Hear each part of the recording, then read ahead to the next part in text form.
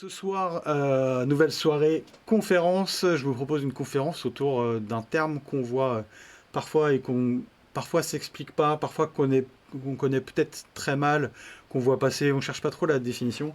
En l'occurrence, ça c'est ce qu'on appelle l'osmocote, c'est le titre donc de la conf. Carnivore sous influence parce que on parle d'un. Alors, je sais pas si je peux passer à la prochaine comme ça. D'accord. Attendez. Ok, je vais faire comme ça va être plus simple. Bah écoutez, je vais commencer par me présenter. Donc moi c'est David, pour me situer en 2018. Je crée un site qui s'appelle carnivore.zone, un site de vente entre particuliers que vous connaissez peut-être. Vous pouvez retrouver sur YouTube quelques vidéos de présentation de vendeurs qu'on avait fait à l'époque du début du site. Et en 2024, j'ai lancé un site qui s'appelle flytrap.com, flytrap.com, où on parle taxonomie, vous pouvez venir faire vos listes de culture dessus, vous pouvez venir déposer des contributions avec des photos, vous avez accès à des outils. Pour les abonnements payants, vous avez accès à des stocks, des produits en vente sur le net, au prix, aux promos, etc., aux emails, à plein de choses. Je vous invite à jeter un œil sur un compte gratuit, ça coûte rien. Donc ce soir, on a dit Osmocote. J'ai divisé cette conf en 3 grandes parties. La première, on va partir de la base, hein, comme je l'ai écrit. C'est-à-dire qu'on va reprendre les définitions de cette osmocote. On va regarder son fonctionnement, on va regarder quels sont les paramètres sur lesquels on peut avoir la main ou pas d'ailleurs. Dans une deuxième partie, on va parler du besoin des plantes carnivores. Alors on va regarder un petit peu in situ, c'est-à-dire sur leur lieu de vie de base, comment ça se passe, comment sont gérés les nutriments, par, euh, par quelle partie de la plante, dans quelles conditions. On va regarder également ensuite l'absorption, comment sont absorbés ces nutriments, et on va regarder si on peut trouver un petit peu des limites à ces besoins. Est-ce qu'on peut cadrer un peu pour savoir quels sont vraiment les besoins de ces plantes finalement. Dans une troisième partie un peu plus pratique, on va parler des bonnes questions à se poser quand à titre personnel on veut utiliser de l'osmocote. On va regarder aussi les mauvaises réponses, c'est-à-dire les réflexes à ne pas avoir, les limites à ne pas franchir. Et puis dans une troisième sous-partie, je proposerai un protocole de test pour voir si vraiment cet osmocote c'est intéressant, quoi. Alors, osmocote, donc partir de la base, ça va être la première grande partie. On va commencer avec une définition. Vous avez l'habitude, peut-être pour ceux qui ont vu mes confs, je commence toujours mes confs par une analyse un petit peu de la définition de base, même quand je présente les plantes, c'est la même chose. On part vraiment, alors là c'est pas de l'étymologie vraiment, mais on va aller essayer de comprendre et découper ce mot osmocote pour comprendre un petit peu ce qu'il comporte. Quand on regarde de près, on voit que ce mot est coupé en deux. La première partie c'est osmo, qui vient en fait du terme osmose. Alors j'ai écrit la définition en dessous parce que c'est pas forcément un mot qu'on emploie tous les jours, mais c'est effectivement le phénomène physico-chimique où l'eau traverse une membrane qui est semi-perméable. Alors en l'occurrence, vous connaissez sans doute l'osmoseur.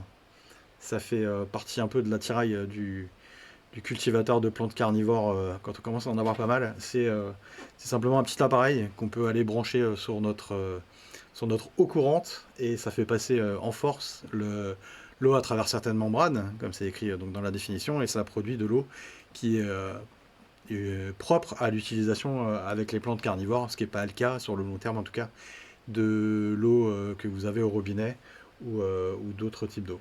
La deuxième partie, c'est donc coat, qui vient de l'anglais coat, qui veut dire donc enrobage. Simplement, voilà, c'est l'étymologie, la traduction euh, euh, de cette traduction en anglais. Pardon. On peut dire que dans la partie osmose, on a l'eau qui pénètre le granulé, puisque c'est sous forme de granulé, et à ce moment-là, on a des nutriments qui se diffusent. Et du côté de l'enrobage, on a un espèce d'enrobé de polymère, donc c'est une graine qui est enrobée par un polymère, enfin des nutriments enrobés par un polymère. Et c'est cette partie-là qui va aider à contrôler la vitesse de libération de cet engrais. Si on veut vraiment définir l'osmocote, on peut dire que c'est effectivement un granulé enrobé fonctionnant par osmose. En dessous, on a la version originale d'une phrase qui est écrite sur le site d'un fabricant qui s'appelle ICL, qui fabrique de grosses doses d'osmocote. Et il dit, comme vous l'avez sans doute deviné, le mot osmocote vient de la fusion de deux mots, osmose et enrobage donc. L'osmose, c'est ce qui se passe avec l'eau quand elle passe à travers une membrane ou un enrobage de n'importe quel type. Donc vous voyez, c'est vraiment le nom, ils sont pas trop embêtés. D'ailleurs, c'est une bonne idée marketing. Ils ont simplement collé ces deux concepts, quoi. J'ai regardé un petit peu la propriété pour savoir qui est propriétaire de ce mot osmocote. Et en fait, ça a été déposé par une boîte qui s'appelle Everis International. D'ailleurs, vous pouvez voir sur le site de l'ANSES, j'ai mis l'URL en dessous, toutes les définitions légales et sanitaires de ce produit. C'est un PDF qui est accessible de manière totalement libre, donc n'hésitez pas à aller le voir, tout est bien expliqué, quoi. J'ai regardé aussi tout ce qui est marque déposée, parce que, donc, comme je vous l'ai dit, c'est marque déposée, c'est une marque déposée par l'entreprise Everis. En termes de date, on a une registration date qui est en bas à gauche de l'image, et on voit que c'est quand même un produit qui a été déposé en 1964, le 8 décembre 1964, c'est-à-dire il y a maintenant un peu plus de 60 ans, quoi. Donc l'osmocote, en fait, c'est pas jeune comme technologie, quoi. Et ça a été effectivement utilisé depuis sans interruption, je crois. Voilà, on peut revoir à droite les propriétaires Everis International qui ont acquis cette technologie. En termes de fonctionnement, comment fonctionnent ces petites billes pour celles et ceux qui ne connaîtraient pas l'osmocote en termes visuels? Voilà ce que ça donne. C'est des petites billes jaunes en général qui sont sous forme de sachets et que vous pourrez retrouver sur l'image de droite, vous en avez sur le terreau. Et pour les gens qui utilisent du terreau de jardinerie, en général, on en trouve un peu quand on regarde attentivement. Des petites billes d'osmocote comme ça qui sont disséminées dans le terreau. Et ben voilà, maintenant vous saurez ce que c'est. C'est simplement un engrais. Un engrais, oui, mais alors un engrais qui est composé de quoi? On va regarder ça ensemble. Alors j'ai trouvé sur le net, sur le site d'un fabricant, la composition d'une version qui s'appelle Osmocote Exact. Parce qu'en fait, l'entreprise dont je vous ai parlé, qui a le brevet tout à l'heure, elle propose des licences à certaines entreprises pour la fabrication de cette osmocote. Voilà, paye une licence en échange du fait de pouvoir utiliser cette technologie. Et vous allez en trouver différentes. Ce ne sera pas un seul producteur qui produira de l'osmocote. Vous allez avoir des licences qui sont disponibles tout autour du monde, quoi. En l'occurrence, ici, j'ai trouvé la composition en concentration de chacun des éléments que vous pouvez voir là. Donc il y a du nitrogène nitré, du nitrogène d'ammoniac, du phosphore anhydre, de l'oxyde de potassium, de l'oxyde de magnésium, du bore, du cuivre, du fer, du manganèse, du molybdénium, du zinc et du soufre. Donc c'est pas simplement quelques nutriments ensemble, c'est vraiment une composition complexe de fertilisants qui est dans cette espèce de petite bille jaune. Et je suppose que les concentrations sont un peu différentes suivant les fabricants. Si on regarde comment ça fonctionne exactement, bah ça c'est simplement ce qui vient du site du fabricant qui a été traduit. On a chaque granulé qui est enrobé par cette membrane dont on parlait tout à l'heure et qui régule la libération quotidienne des nutriments. Donc on a tous les éléments dont on vient de parler qui sont dans cette capsule. L'eau pénètre à travers la membrane, donc là on a une osmose et ça dissout en fait simplement les nutriments qui sont à l'intérieur du granulé. Ensuite, ils sont dissous, donc ils peuvent se libérer à travers la membrane eux aussi. Et à ce moment-là, avec la température, on va le voir que c'est un élément non négligeable vraiment de cette technologie. On a une libération qui est constante et qui est assez régulière et qui est contrôlée pendant toute la durée de vie de cette petite bille. Et bah, une fois qu'elle est vide, simplement, elle va finir par se biodégrader, puisqu'elle est complètement biodégradable dans le substrat. Ensuite, on va parler des paramètres, parce que on voit que cette petite bille, elle se dissout, ok, mais il y a sans doute des choses, on l'a vu déjà à la température, qui agissent sur le fait de diffuser les engrais. Comment ça marche? Est-ce qu'il y a des paramètres qui font que l'eau rentre plus ou moins vite, que les nutriments sortent plus ou moins vite, que ça diffuse plus vite d'une manière ou d'une autre? On va voir ça. la première chose qu'on peut voir quand on jette un œil sur le net, sur les différentes billes d'osmocote disponibles, on voit qu'il y a des fabricants qui proposent des durées sur leurs produits. C'est-à-dire que, comme vous pouvez le voir là, on a un fabricant qui propose 5 types d'osmocote. La première, elle se diffuse en 3 à 4 mois, et la dernière en quasiment 1 an et demi, quoi. Donc on voit que le facteur de forme est le même, on voit que les billes, elles ont la même taille, elles ont la même forme. Mais par contre, en termes de durée de diffusion, on n'est pas du tout dans les mêmes eaux, quoi. Et là, ce qui explique la différence de durée d'action, c'est le coating, donc l'épaisseur de cette pellicule autour de cette osmocote.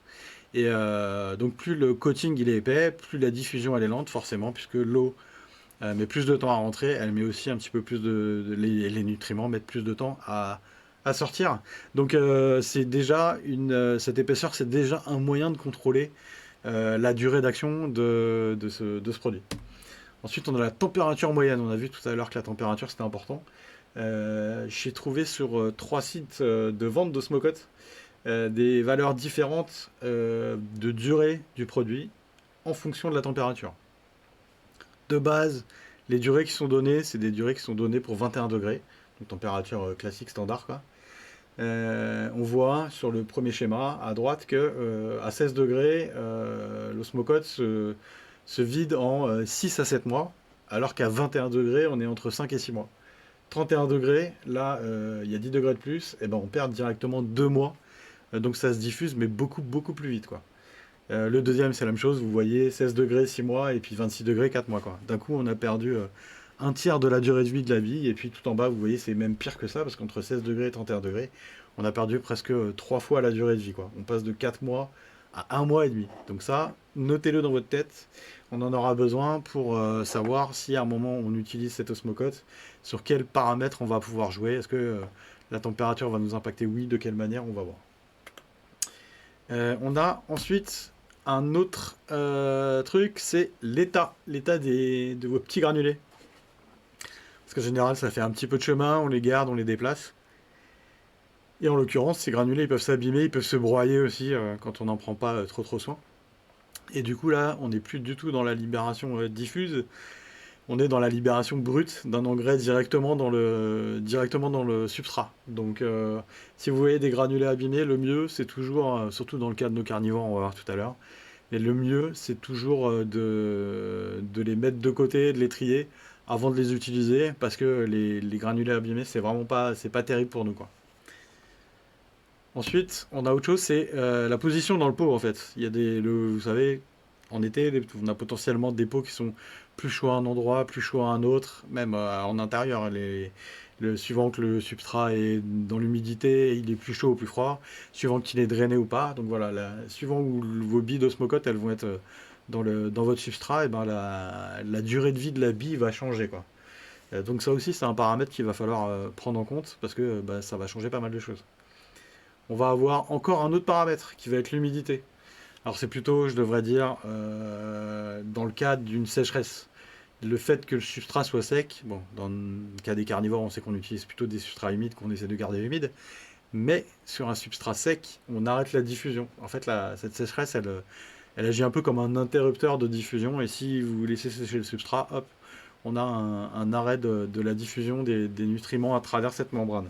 C'est bon à savoir, ça peut être utile. Et on a aussi la salinité du substrat.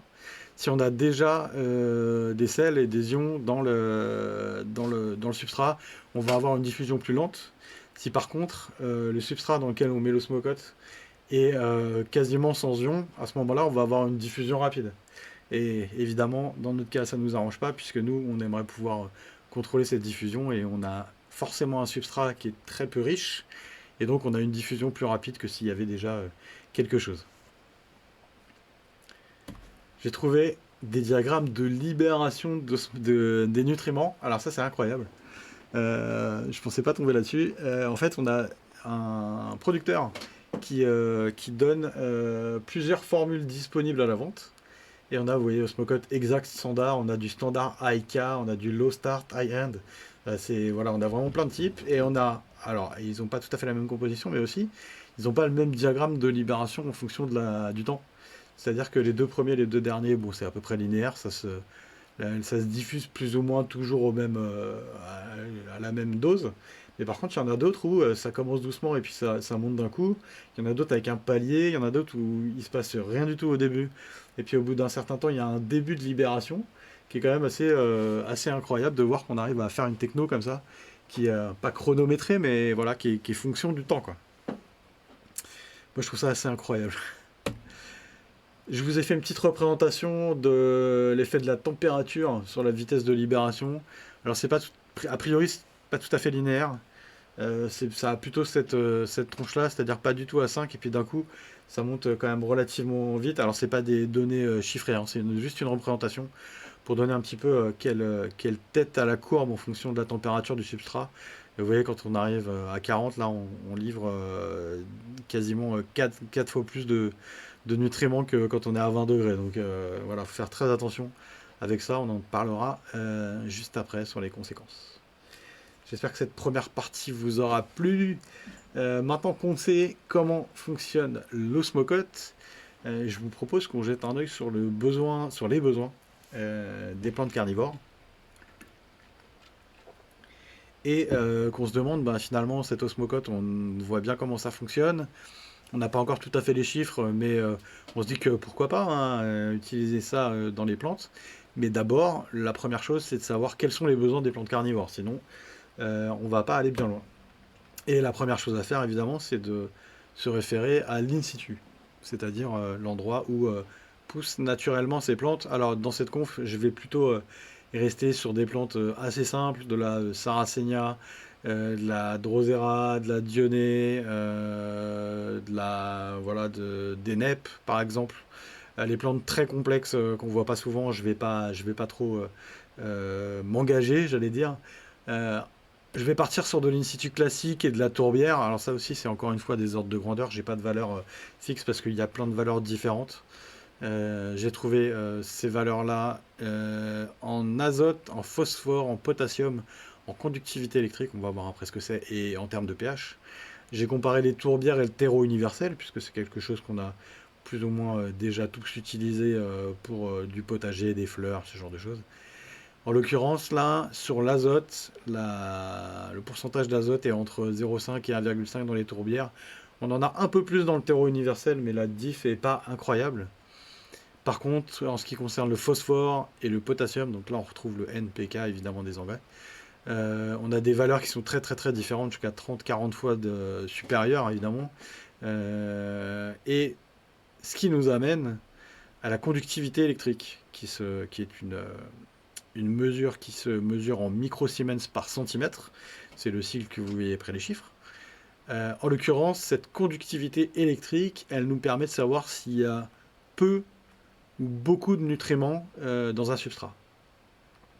En l'occurrence, là, cette conductivité, puisque c'est les nutriments qui passent l'électricité en fait.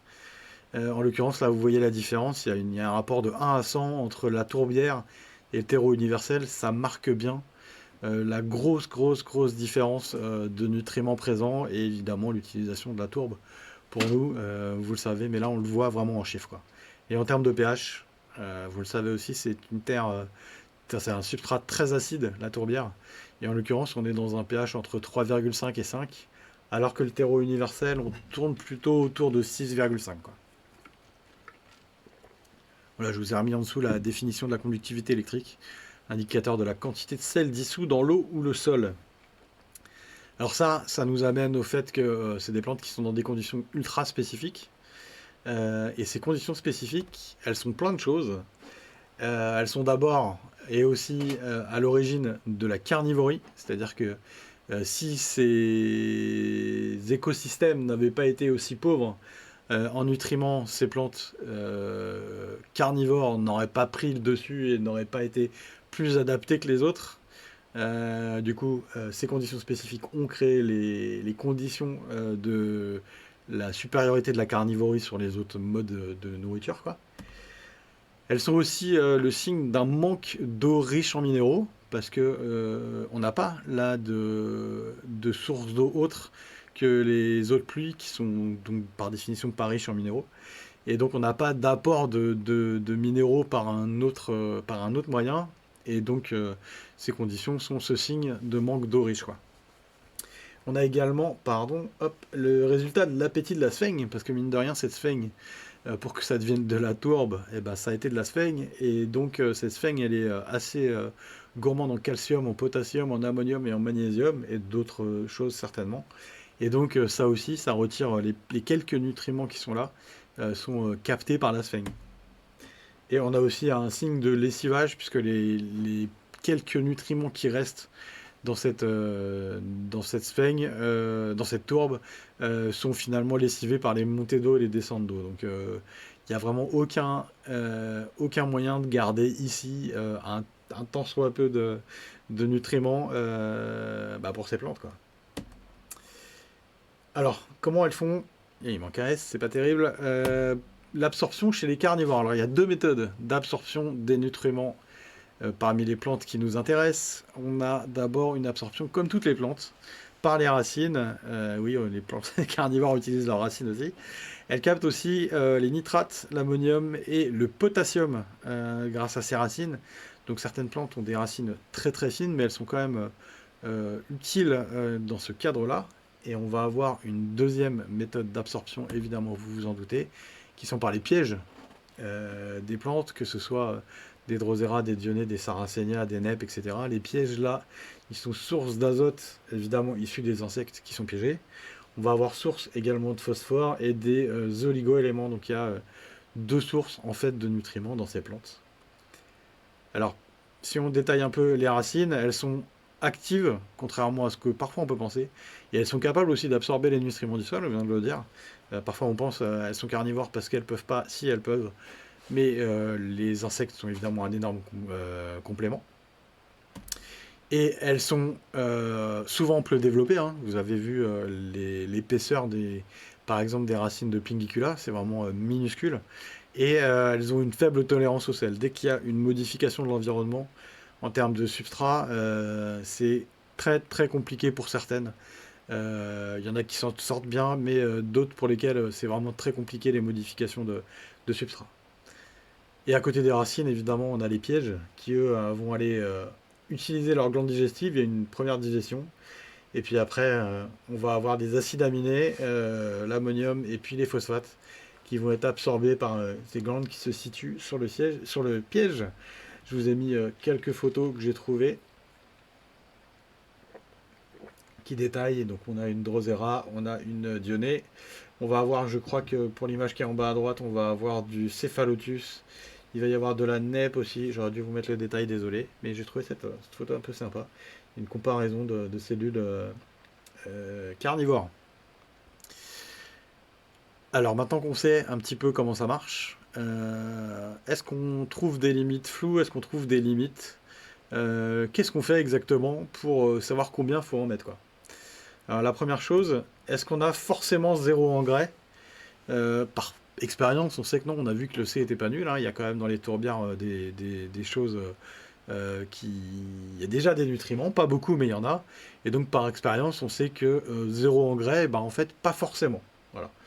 On peut se poser la question de savoir si on peut, nous, un peu, apporter d'énergie autre que simplement que des insectes, que d'apporter des insectes dans les pièges, quoi. Alors, la réponse, ça va être comme beaucoup de choses, c'est que c'est la dose qui fait le poison. Là, on va pouvoir le faire, le tout est de le faire intelligemment et avec les outils qui sont à notre disposition. Je parle évidemment de l'osmocode, de l'épaisseur de la paroi, des nutriments, de la diffusion, etc., de tout ce qu'on a vu avec la température, l'humidité, etc. Petite question, comment on fait pour se repérer? Parce que ça va être le plus important.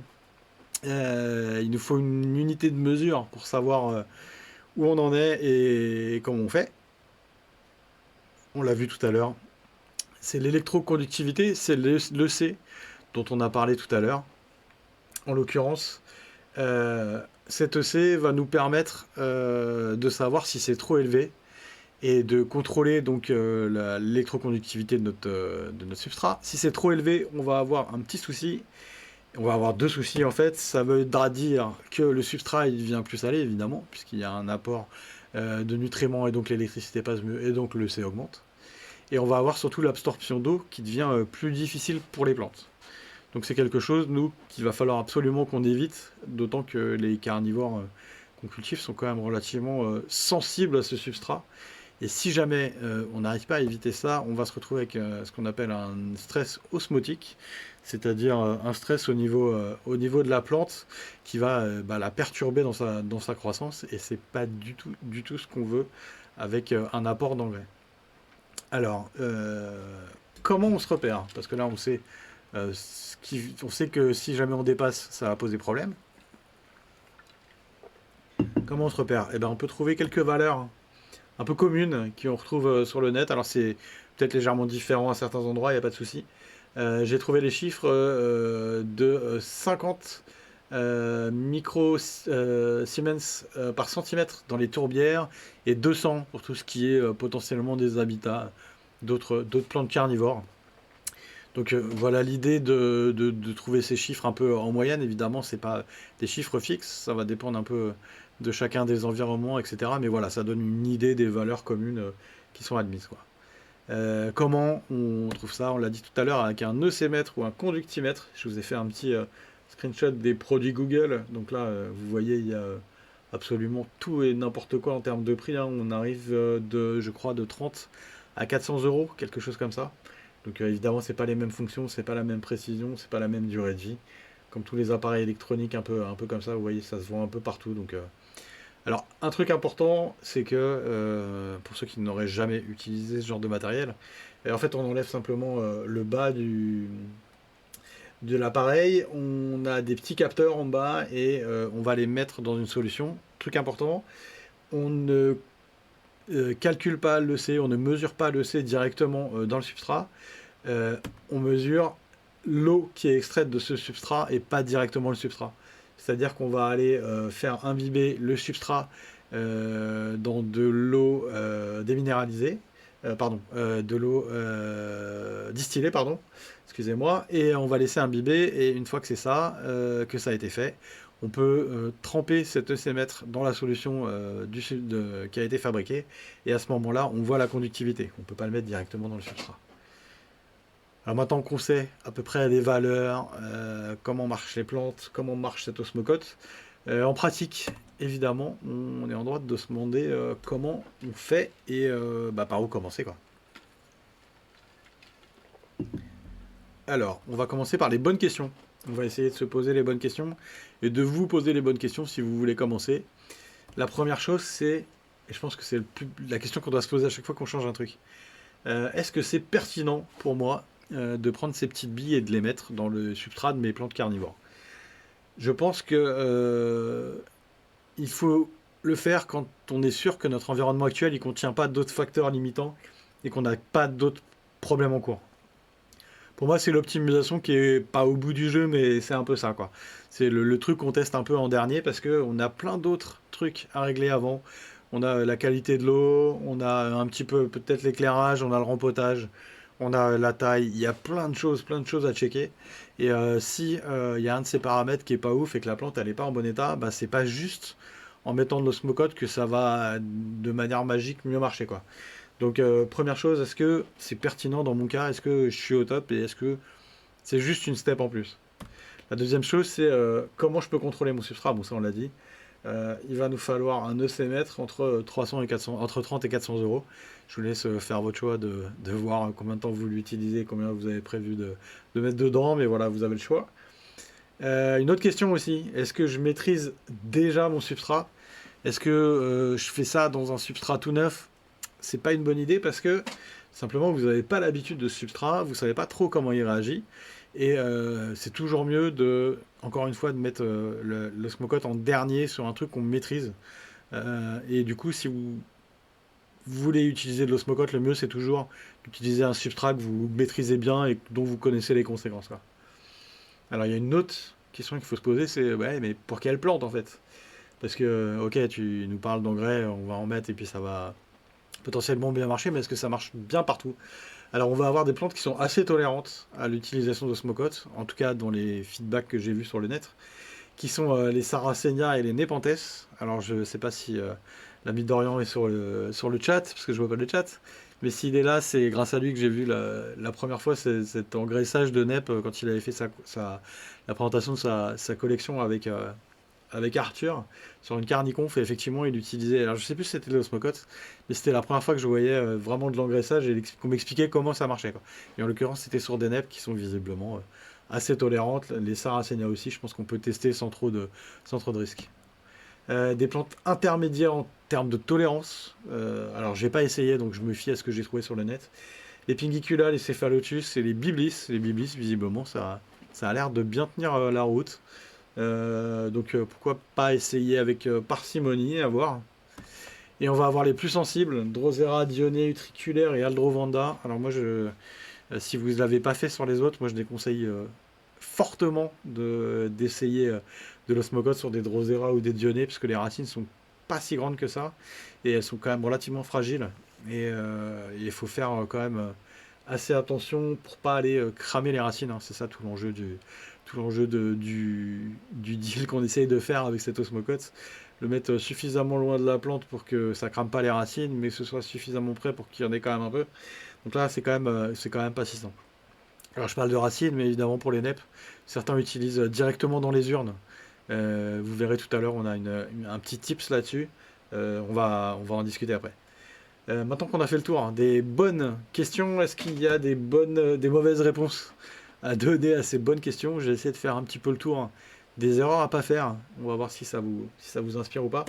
On va commencer par le surdosage. Alors ça, le risque évidemment, c'est de surfertiliser la plante et d'aller la cramer au bout de 2-3 semaines et de l'avoir frétire tout de suite. Donc la règle de base, évidemment, quand on n'a jamais utilisé d'osmocote, c'est un granulé par pot, quoi. On préfère un effet minime plutôt que d'aller cramer une plante, évidemment. La deuxième, c'est mélanger l'osmocote au substrat. Alors si vous mettez plusieurs billes parce que vous avez un gros pot, le risque avec ça, c'est que les billes se retrouvent un petit peu partout et qu'on ait une espèce de grosse concentration uniforme. Alors que nous, ce qu'on cherche, c'est plutôt aller chercher l'osmocote au fond du pot et que plus les racines s'approchent et plus le dosage devienne important. C'était ça un peu la méthode pour éviter de cramer les racines, quoi. Qu'elles aient le temps de s'adapter dans l'espace. On a un troisième potentiel biais, c'est celui de fertiliser par forte chaleur. Vous avez vu tout à l'heure, on a vu que ça allait 4 fois et demi plus vite de vider une petite bille d'osmocote à 40 degrés qu'à 21 degrés, si je dis pas de bêtises. Et donc, si vous fertilisez par forte chaleur, vous allez avoir une diffusion ultra rapide. En plus, votre substrat, on l'a vu, il est vraiment pauvre. Donc ça va encore plus accélérer la diffusion. Et donc fertiliser par forte chaleur, globalement, je pense que c'est vraiment pas une bonne idée. On va avoir un lieu de pause aussi. On parlait des racines tout à l'heure, voilà. Si vous mettez les billes directement contre les racines et les petites racines de carnivores, ça va mal finir. Donc évitez tout contact direct avec les racines, plutôt au fond du pot en attente d'une diffusion lente, parce que c'est quand même son taf. On ne cherche pas un contact tout de suite, c'est une diffusion lente qui va se construire sur plusieurs semaines, quoi. Utilisez une formulation courte, concentrée. Il faut faire attention, on a plusieurs types de concentration et une courbe de diffusion que vous avez vu tout à l'heure. Il faut éviter d'utiliser une formation concentrée qui largue tout de suite beaucoup d'engrais. Il faut plutôt une diffusion lente sur le long terme avec le moins d'engrais possible. Ça permet d'avoir une bonne maîtrise de ce qui se passe quand on fait des tests, quoi. Et autre chose, si la distance est un problème, la taille des pots aussi, puisque ça réduit les distances. Et donc une diffusion qui devient alors plus forte, puisque les pots sont tout petits et ça se diffuse tout de suite aux racines. Ça aussi, les pots très petits, c'est déconseillé d'utiliser les petites billes d'osmocote dans ce cas-là. Attention, c'est pas parce que vous faites une de ces choses que vous allez tuer vos plantes, mais disons que ça optimise pas l'utilisation de cet engrais, quoi. Dernière sous-partie de la dernière partie. Protocole de test. Ouais, je me suis dit que ce serait une bonne idée de vous décrire un petit peu un protocole que moi j'utiliserais pour faire des tests, que peut-être j'utiliserai dans les jours à venir ou les semaines à venir pour faire des tests. C'est celui-là. Je me suis dit, est-ce qu'on pourrait pas évaluer l'effet d'un micro-dosage de cette osmocote sur la croissance des plantes carnivores en culture? Pour ça, on aurait besoin d'un peu de matériel. On aurait besoin de quelques plantes du même genre et de taille similaire, de pots identiques, 10-12 cm, bon ça c'est un peu classique, un substrat identique, on reste aussi sur du classique, tourbe blonde, perlite, 70-30, même si ça peut faire l'objet de débats, il y a des théories intéressantes là-dessus. On a de l'eau de pluie, on a des granulés d'osmocote, comme j'ai dit tout à l'heure, pour éviter de tout cramer, on met dosage minimum, et sur une longue durée, qu'on ait une diffusion vraiment lente de ce qu'il y a dedans. Et ensuite, on peut commencer à faire 3 groupes. Un groupe contrôle, on met la plante, on met quelques plantes sans engrais. Un groupe de test 1 avec un granulé, un groupe de test 2 avec 2 granulés, parce qu'on est là pour tester, donc tant qu'à faire, on teste 2. On va avoir une durée de 8 à 12 semaines. Normalement, en 2 à 3 mois, on devrait pouvoir être fixé sur un résultat. On va avoir des paramètres à observer dans ce test. À savoir, est-ce qu'il y a des nouvelles feuilles qui apparaissent? Est-ce que la taille des pièges a changé? Est-ce que la forme des feuilles a changé?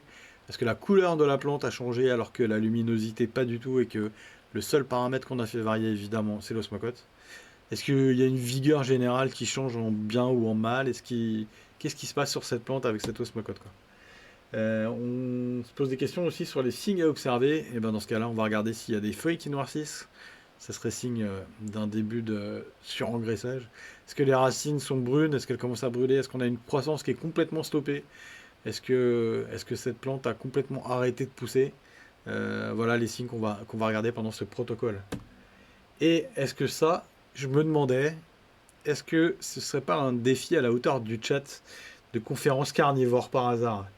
Je vous explique, on pourrait tous ensemble faire des tests. Alors évidemment, on n'a pas tous des centaines de plantes, mais j'ai aucun doute sur le fait que dans le chat de conférence carnivore, il y a des gens qui ont plein de plantes, et parfois beaucoup trop. Et du coup, on pourrait tous ensemble acheter un seul type d'osmocote. Genre, je le fais livrer chez moi et après, je l'envoie chez vous. Et à ce moment-là, chacun fait dans son coin un petit test avec une comparaison. Vous prenez un genre, une espèce, un stade de croissance. Enfin, vous prenez ce que vous avez sous la main.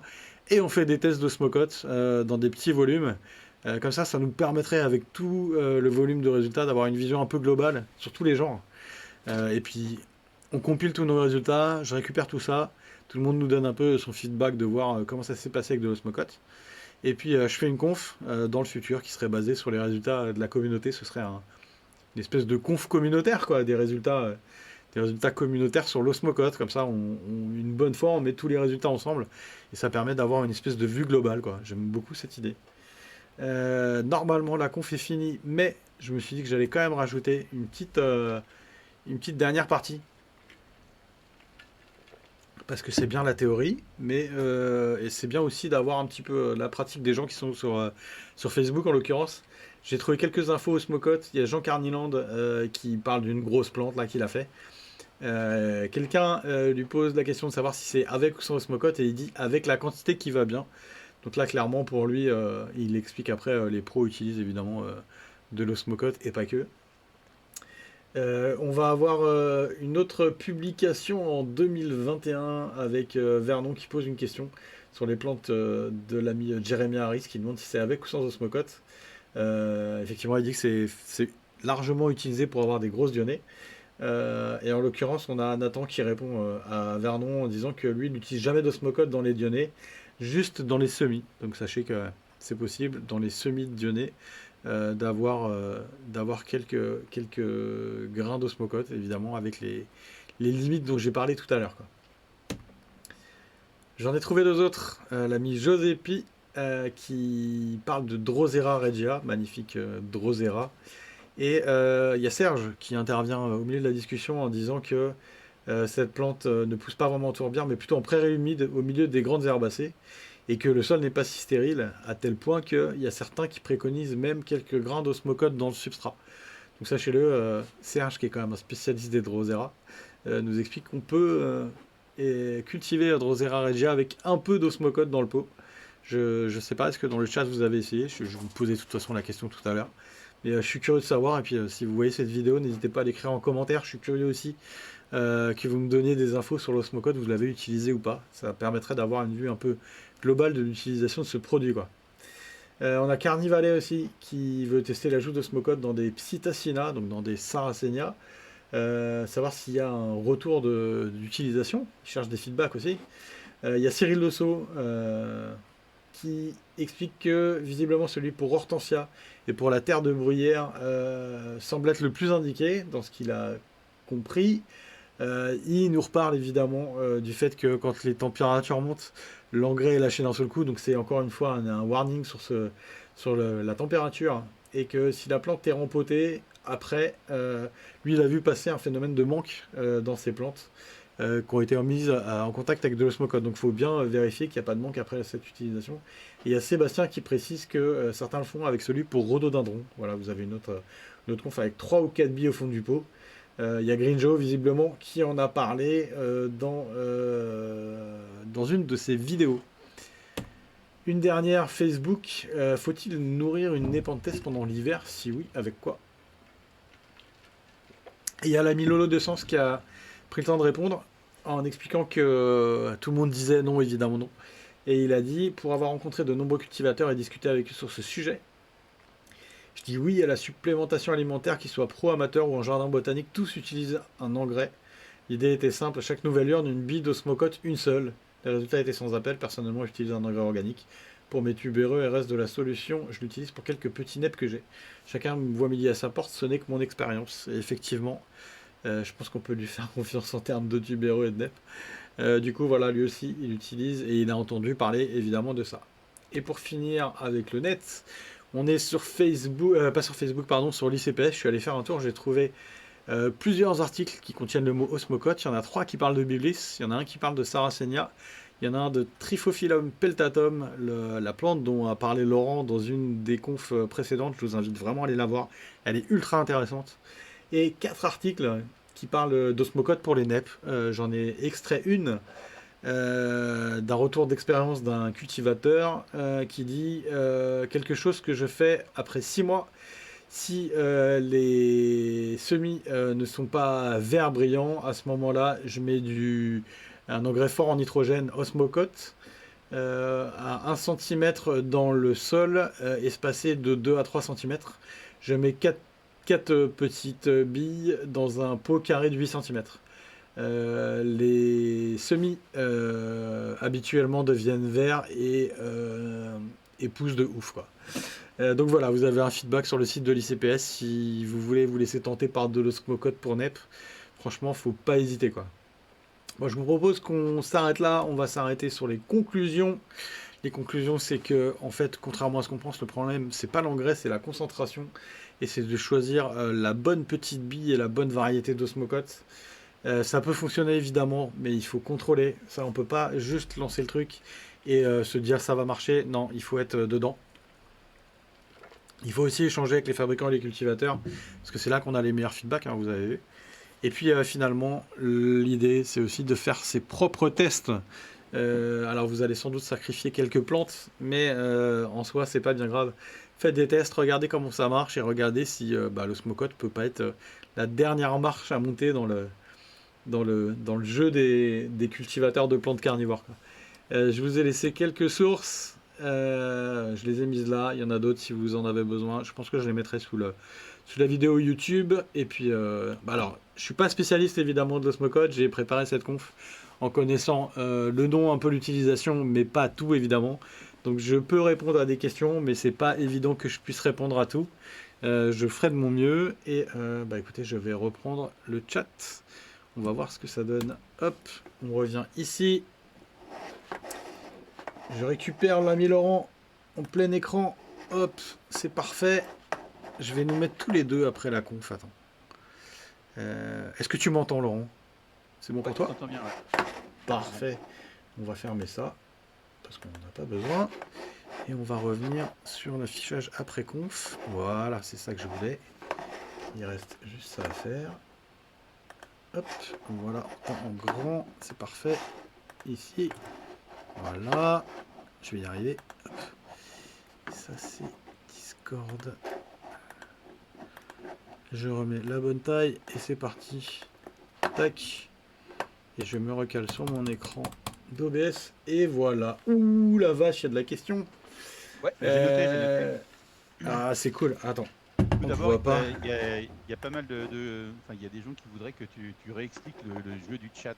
J'ai réexpliqué un petit peu. Ah, le jeu du... Pourquoi on ne voit pas là? Attends, je vais enlever la duplication. Voilà, on va faire comme ça. Que j'explique le jeu du chat.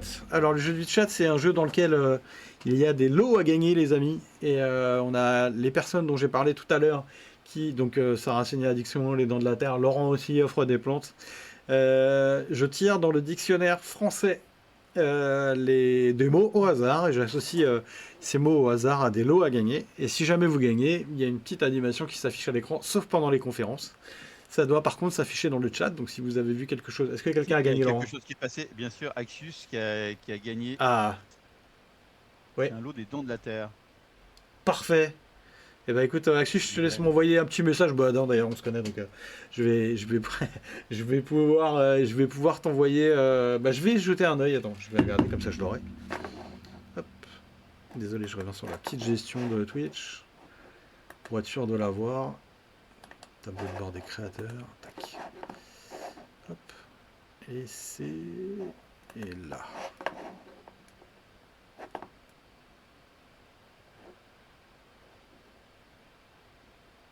Hop.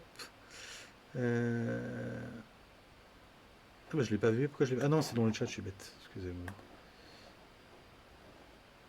Ah bah je sais pas où c'est. Ah bah je reverrai, ok.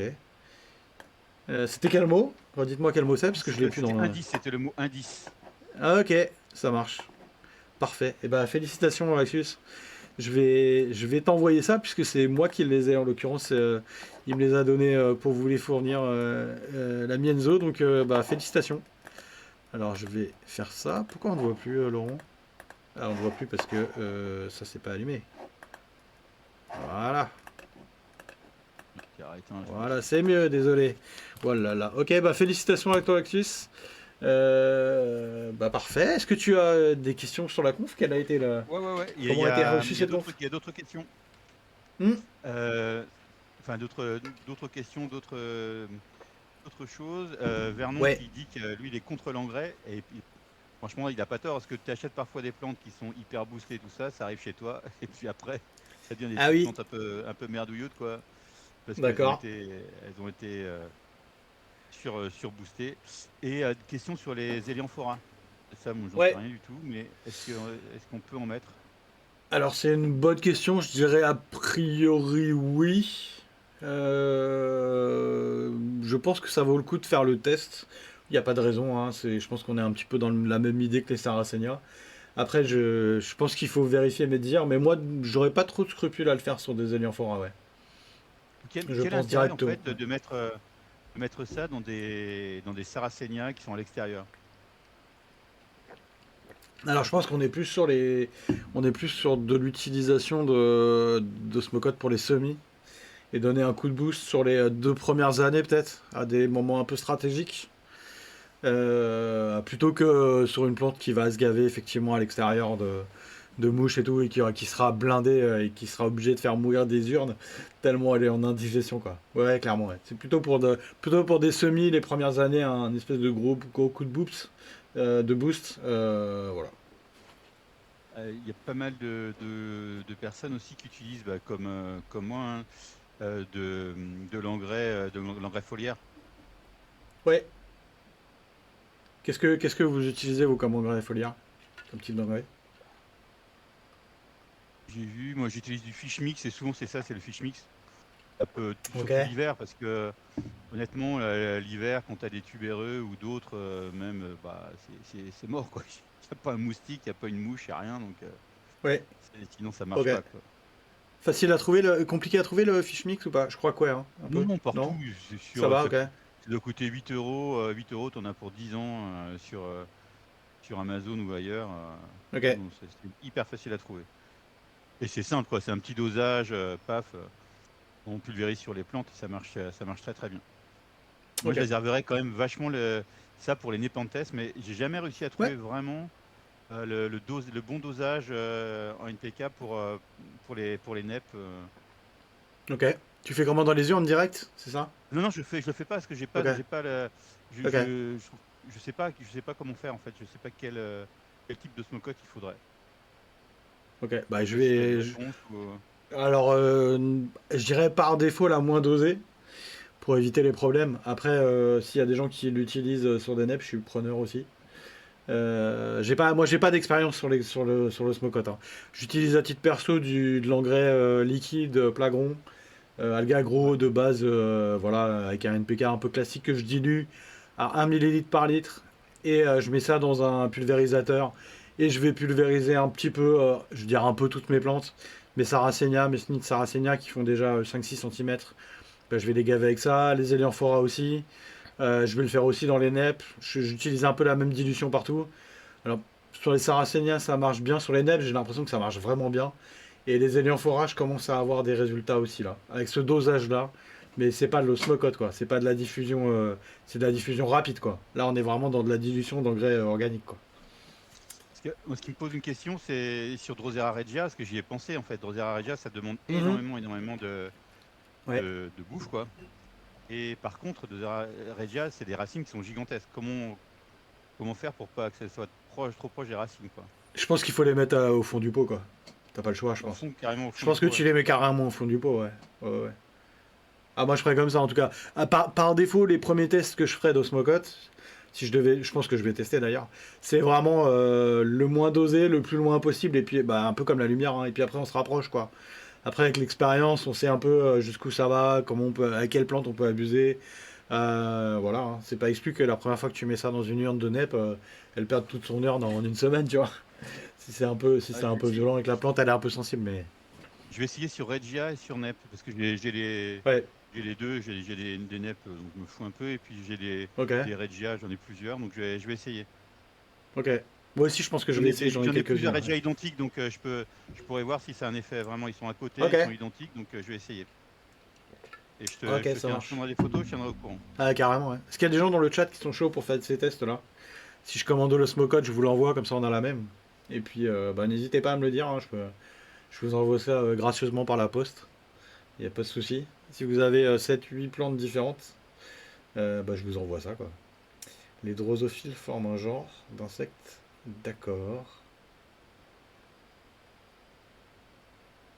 Ok, bah, je regarderai le chat un peu plus tard. Si vous avez d'autres questions, eh bien Tu n'hésitez vois, pour pas, les les amis. Pingulata, par exemple, ça sert à Ouais, rien d'en mettre. ok. Quasiment pas de racines, je vois pas à quoi ça peut servir, Ouais, quoi. faut faire extrêmement attention en tous les cas. Mais oui, oui, oui, sur les Pingula, c'est un Juste petit les peu moins, cramer. un peu moins pertinent peut-être que sur les NEP, ouais, carrément. Moi, je me dis, franchement, on en parle beaucoup pour les neps. C'est là où ça Ouais, semble vraiment intéressant. Surtout l'hiver, quoi. C'est vrai qu'il n'y a rien à bouffer pour les neps, donc il faut bien quand et même pour booster les penser à semis, Aria, ouais, mais Dionée et ouais, pour les Sarracenia, je semis. pense. Voilà. Je pense que voilà, avec la bonne dose, on doit pouvoir avoir de bons résultats. Mais faut tester, quoi, j'avoue. Et ça se met comment dans les semis de... Parce que là, j'ai fait pas mal de semis de Ouais, Sarracenia. Je peux essayer dans un pot, parce que c'est les pots au, qui sont pareils aussi. au fond du pot, hein, je pense. Pareil, hein. Et Diffuse-le au dans fond un du pot. truc, dans une petite cagette, t'en mettrais combien? 5 6 les trucs Bah, ça dépend de la taille du pot, mais sur un C'est une pot petite de. cagette, Ouais. ça fait 20 cm, quoi. Ouais, 5-6, ouais, quelque chose comme ça, ouais, je pense. Je commencerai comme ça. Ok, de toute façon, Sur si nos ça crève, ça extrémités, et crèvera, puis hein, c'est pas grave. voilà.